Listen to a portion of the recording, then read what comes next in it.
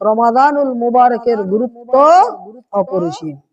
এমনি ভাবে রমজানুল মুবারকের রোজা রাখলে আমাদের কি কি ফজিলত, কি কি সওয়াব রয়েছে, এগুলো আমাদের জানা দরকার কি দরকার না?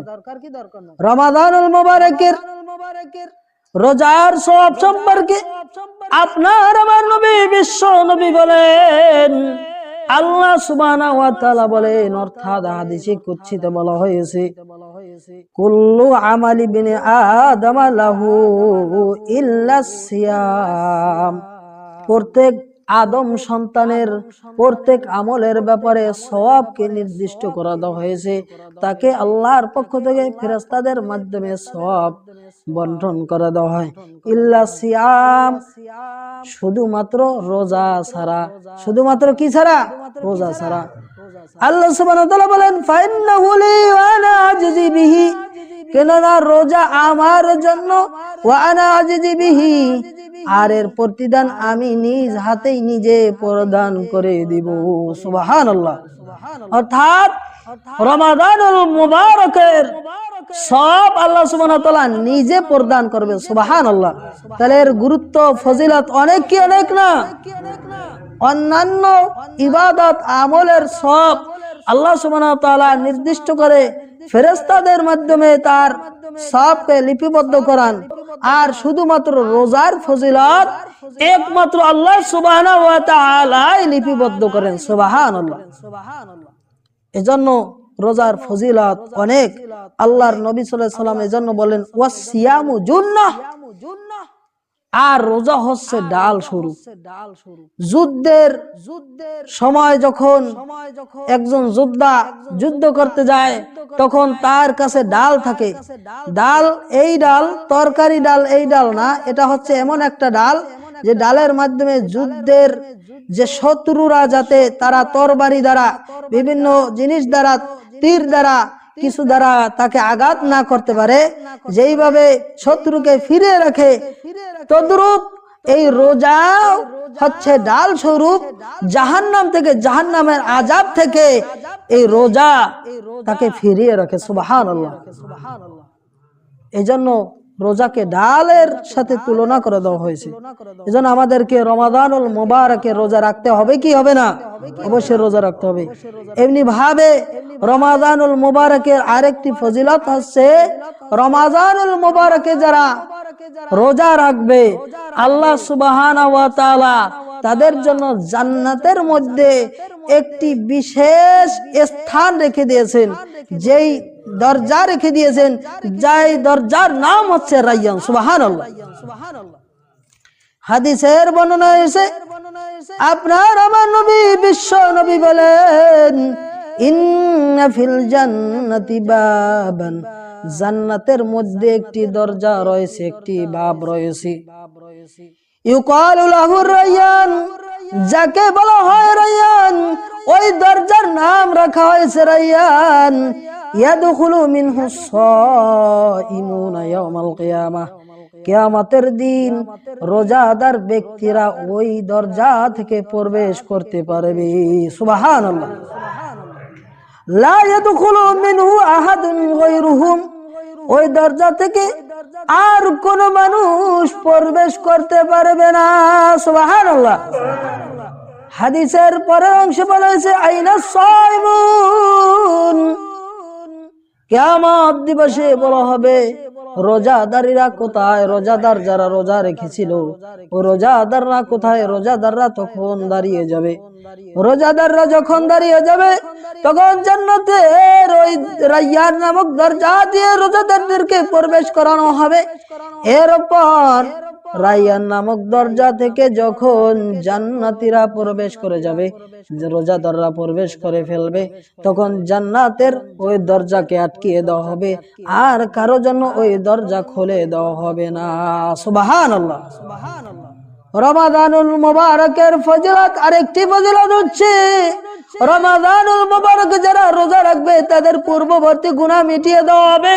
আপনার আমার নবী বিশ্ব নবী বলেন, মান সামা রমাদান, যেই ব্যক্তি রমজান মাসে রোজা রাখে, ঈমান ওয়া ইহতিসাবান, ঈমানের সাথে, ওয়া ইহতিসাবান সওয়াব লাভের উদ্দেশ্যে, গুফিরা লাহু মা তাকদ্দামা মিন যামবি, তার পূর্ববর্তী সমস্ত গুনাহ আল্লাহ সুবহানাহু ওয়া তাআলা maaf করে দিবেন। সুবহানাল্লাহ।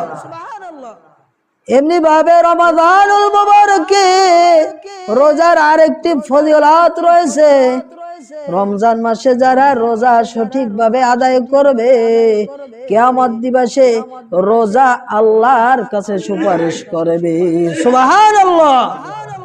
হাদিসের বর্ণনা এসেছে, আপনার আমার নবী বিশ্ব নবী বলেন, আসিয়াম ওয়াল কুরআন ইয়াশফাআনি লিল আবদ, রোজা এবং কুরআন আল্লাহর কাছে সুপারিশ করবে।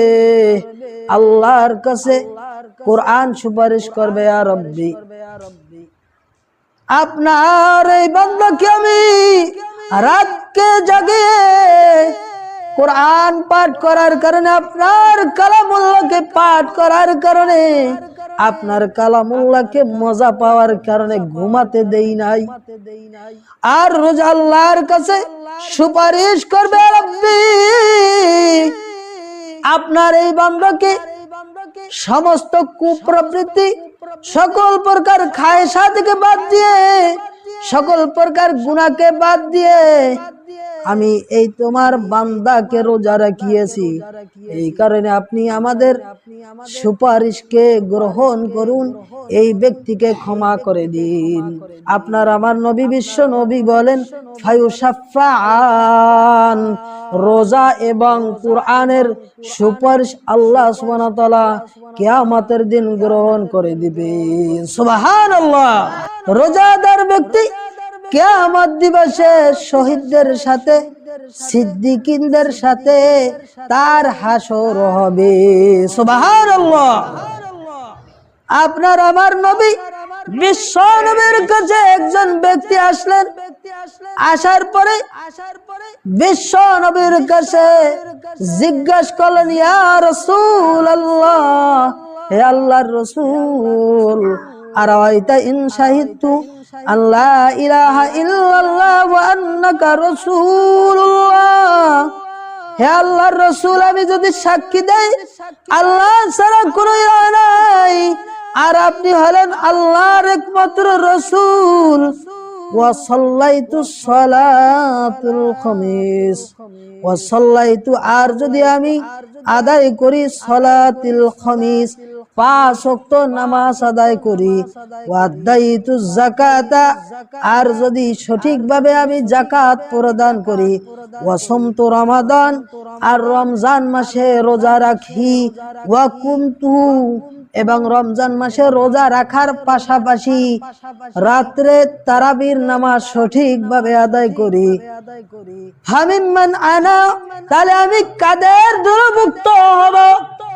আপনার আমার নবী বিশ্ব নবী বলেন, এই আমলগুলো যদি পালন করো তাহলে মিনাস সিদ্দিকিনা ওয়াশ শুহাদা, তাহলে তুমি সিদ্দিকিনদের এবং শহীদদের সাথী হতে পারবে। সুবহানাল্লাহ। কিয়ামতের দিন রোজাদার ব্যক্তিরা তারা শহীদদের সাথে এবং সিদ্দিকিন সত্যবাদীদের সাথে থাকতে পারবে। সুবহানাল্লাহ। এমনি ভাবে রোজা রাখার আরেকটি ফজিলত হচ্ছে, রোজাদার ব্যক্তি যদি আরেকজন রোজাদার ব্যক্তিকে ইফতার করায়, তাহলে আল্লাহ সুবহানাহু ওয়া তাআলা এর বিনিময়ে আরেকটি রোজা রাখার সওয়াব দান করে দিবেন। সুবহানাল্লাহ। আপনার আমার নবী বিশ্ব নবী বলেন, মা ফাত্তারা সাইমান কানা মিসলা লাহু, মান ফাত্তারা সাইমান, কোন ব্যক্তি যদি রোজাদার ব্যক্তিকে রোজা ইফতার করায়, কানা লাহু মিসলা আজরিহিম, তাহলে ওই ব্যক্তি অনুরূপ আরেকটি রোজা রাখার সওয়াব পাবে। সুবহানাল্লাহ। মিন গায়রি আয়ানকুসা মিন উজুরিহিম শাইআন, যেই ব্যক্তি ইফতার করলো ওই ব্যক্তির সওয়াব থেকে সামান্যতম ঘাটতি হবে না। সুবহানাল্লাহ। এজন্য আমাদেরকে রোজাদার ব্যক্তিদেরকে ইফতার করানো দরকার কি দরকার নয়? অবশ্যই ইফতার করানো দরকার। আল্লাহ সুবহানাহু ওয়া তাআলা এই রমাদানুল মুবারকে আমাদেরকে বেশি বেশি ইবাদত আমল করবার তৌফিক দান করুন। আমিন। ওয়া আখির দাওয়ানা আনিল হামদুলিল্লাহি রাব্বিল আলামিন। আকুলু কওলি হাযা আস্তাগফিরুল্লাহ লি ওয়া লাকুম ওয়া লিসাইরিল মুসলিমিন মিন কুল্লি জামবি ওয়া আতুবু ইলাইহি সুবহানাকাল্লাহুম্মা ওয়া বিহামদিকা আশহাদু আল্লা ইলাহা ইল্লা আনতা আস্তাগফিরুকা ওয়া আতুবু ইলাইহি।